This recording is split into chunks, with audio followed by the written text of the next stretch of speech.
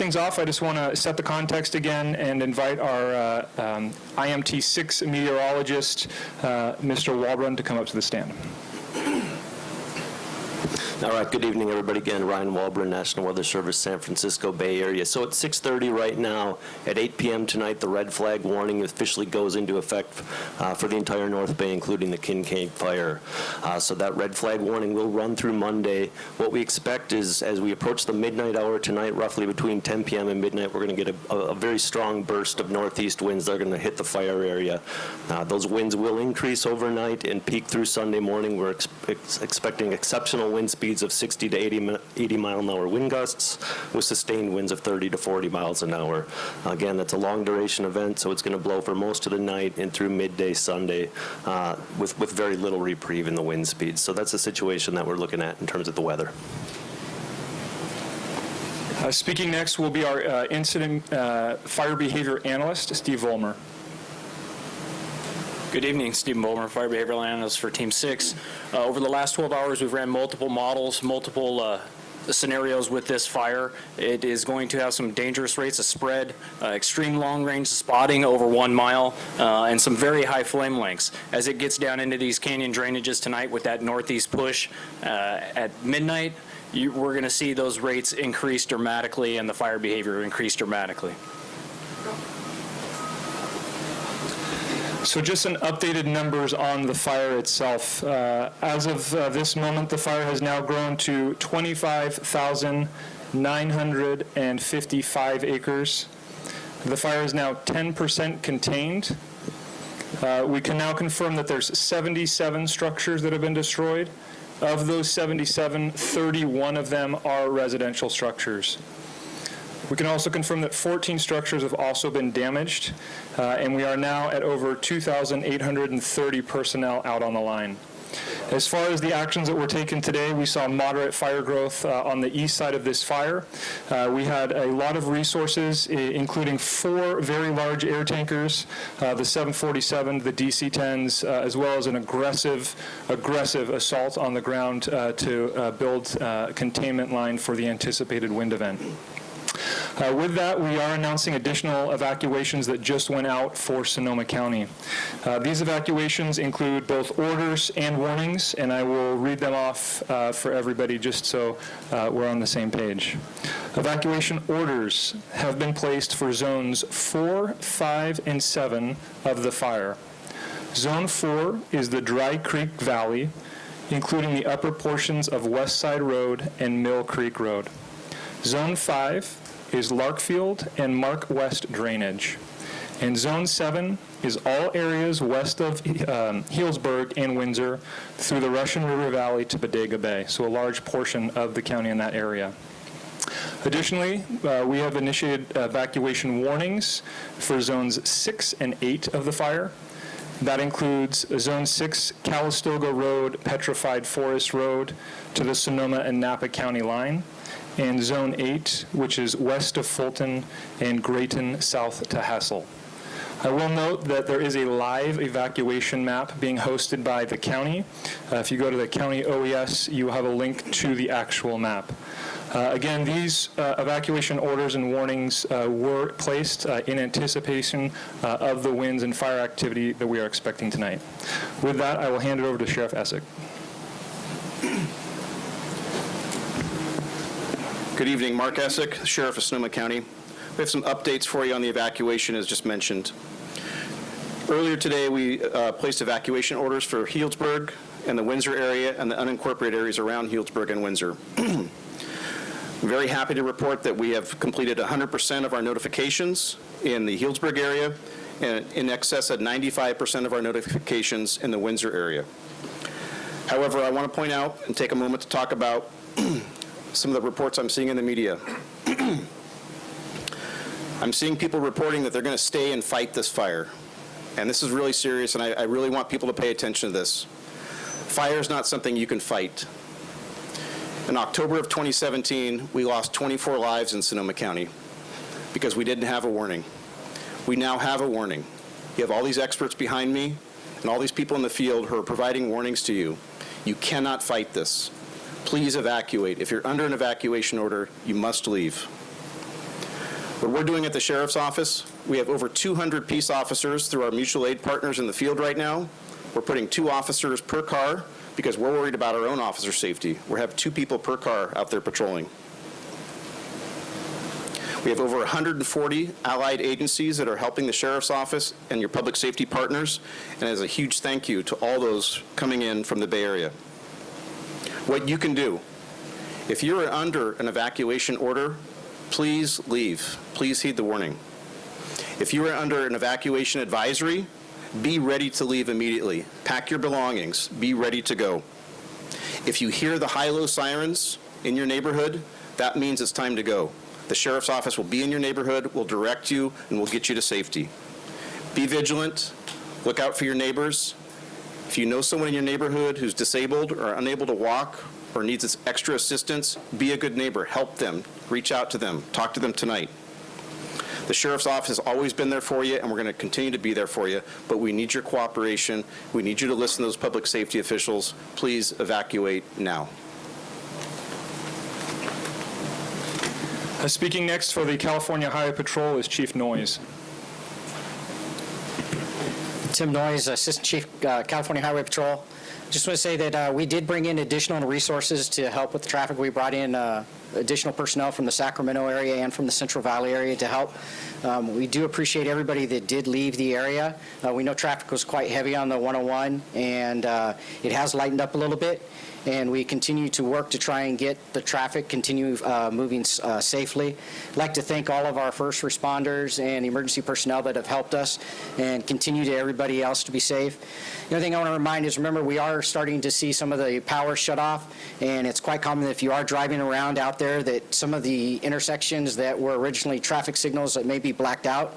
Please remember that there are people still driving around, and treat that as a 4-way stop. We want everybody to be safe and as they get out there, so please just try and remain orderly like you have been and continue that, and we'll all get through this as safely as we can. Thank you. One thing to mention, at 1400 hours today, the incident expanded in the unified command structure. We have additional unified ICs, or incident commanders, on this beyond CAL FIRE and the Sonoma County Sheriff's Department. That now includes Sonoma County Fire District for Windsor, as well as the Healdsburg Fire Department, Forest Hill Fire Department, and Santa Rosa Fire Department. What that means is the decision-making process now includes representatives from all of those agencies in this area. With that, I will hand it over to Supervisor Rabbit from the Sonoma County Board of Supervisors. Thank you. My name is David Rabbit. I'm the chair of the Sonoma County Board of Supervisors, and I speak on behalf of the board, 2 of which members are behind me, Supervisor Hopkins and Supervisor Zane. As has been said, tonight's winds could match or exceed the winds of October 8th, 2017. That, coupled with the large and as yet uncontained fire, have prompted us to call for these evacuations.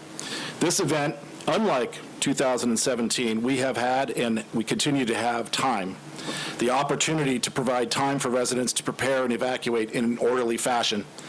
Evacuations are not suggestions. If you are in an evacuation zone, you are in the path of danger. If you are in an evacuation zone, there is an imminent threat to you and your property. Material goods are not more important than your life. Tonight's winds will also impact the entire county and create challenges outside of the existing fire area. Please be vigilant.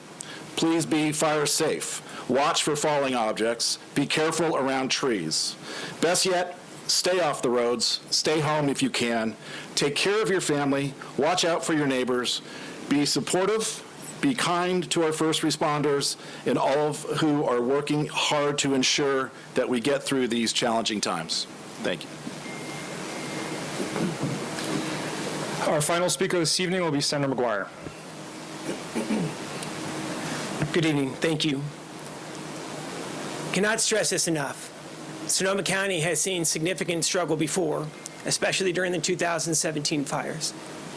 This is going to be a potentially unprecedented event for the county of Sonoma, with the unprecedented winds with this Kincade Fire.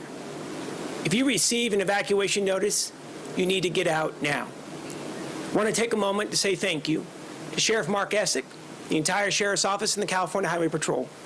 A lesson that was learned in the 2017 fires: get folks out early and often. And that is a lesson that was deployed here today, and we owe him a debt of gratitude. All available resources by the state of California is flowing into the county of Sonoma. I want to say thank you to CAL FIRE, who has swelled their ranks on the Kincade Fire and hit this fire hard, both on the ground as well as in the air today. We need to take a moment to say thank you to the Office of Emergency Services.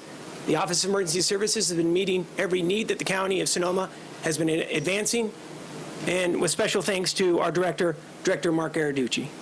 And finally, Governor Newsom has been deeply involved in this, has been keeping in touch with all local responders, as well as CAL FIRE and the Office of Emergency Services, so we greatly appreciate his support. I'll say it one last time.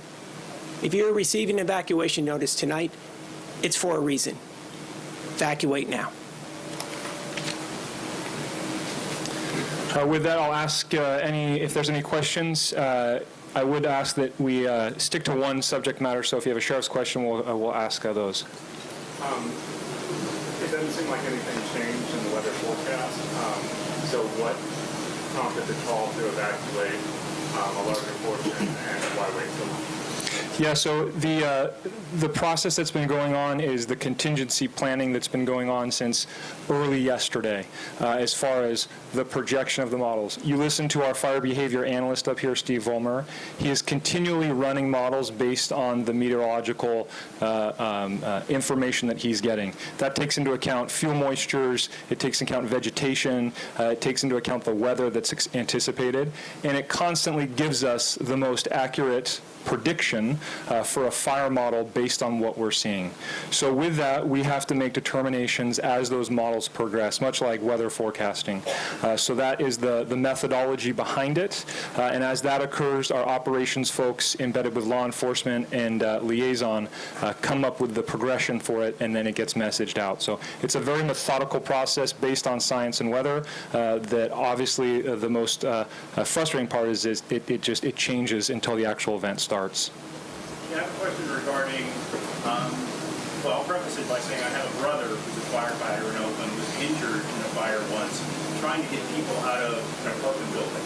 So speak to the advantage that the firefighters can have by going to a building or a home that may have caught fire and have the assumption that it's empty, that people are gone, so they don't have to worry about that aspect. Yeah, that's a great question. So I think it's important to realize firefighters are inherently selfless, right? They want to go in there and help as many people as possible, just as all first responders are. The problem tonight, or potentially we're going to see, is the conditions of 60 miles an hour wind. It doesn't matter how much gear we have on. It doesn't matter what equipment we have on us. The fire intensity has the potential to overwhelm even the professionals.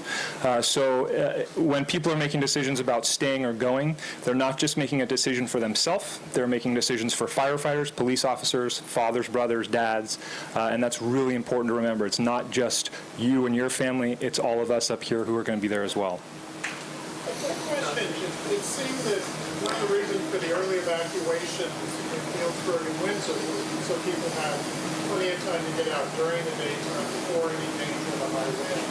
Are there concerns about now doing a nighttime evacuation order in a remote, hilly part of the county with the winds going? Right, I think it kind of comes back to the question about how these roll out based on the models. Unfortunately, we have to depend on the fire weather modeling and the weather inputs that we get and make our decisions based on that. One of the priorities early on was to aggressively evacuate potential highly populated areas and move them out of the path of danger. So that was the early call this morning. We also called early because of the power shutoffs so that we had time to get people messages while there was still power. So there was a lot of inputs going on throughout the night to make sure that happened. As far as the areas kind of west of here that were called for recently, that's really based on the weather and the fire behavior. I can attest to watching fire behavior analysts and operations folks point out the direction of the new anticipated growth of the fire, and that results directly into evacuation orders and warnings. Do you know about how many more people that is that you're evacuating and storing? Our best estimate on this new evacuation order is that it will affect approximately 39,000 additional people. And are those, what are the big cities that would be affected by that? They're not, we have Forestville. Want to take it? Yeah, can we take a look here? Forestville, Guerneville, Monterrio, Rio Nido, Hacienda, Villa Grande, Occidental, Bodega Bay, all the way up the coast, all the way to Stewart's Point. Approximately 39,000 people, yes. Additional from earlier today. Sheriff, what do you plan to do with people that refuse to leave their homes?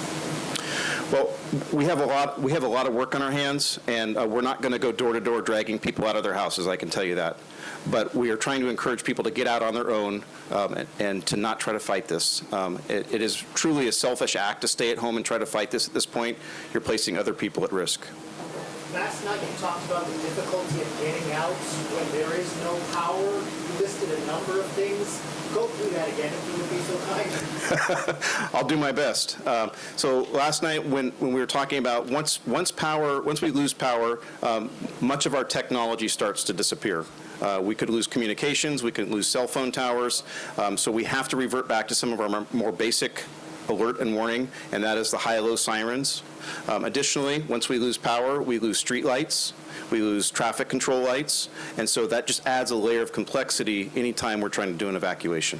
You mentioned even packing to get out becomes more complicated? Yes. So certainly if you're trying to pack your house with no power at your house, maybe you're doing that with a flashlight, you're worrying about your children, you're worrying about your pets and your animals, it does add a layer of complexity to this, certainly. And for those going door to door, talk about how much more difficult. All right, you're listening into the press conference from Cal Fire, still ongoing, with reporters asking questions, and the main thing that they emphasized was evacuating. If you have that mandatory evacuation, to get out, because the winds will increase dramatically in the fire zone. Overnight tonight, where 80-mile-an-hour gusts are possible, and that means communities in the line of those winds are under mandatory evacuation orders right now.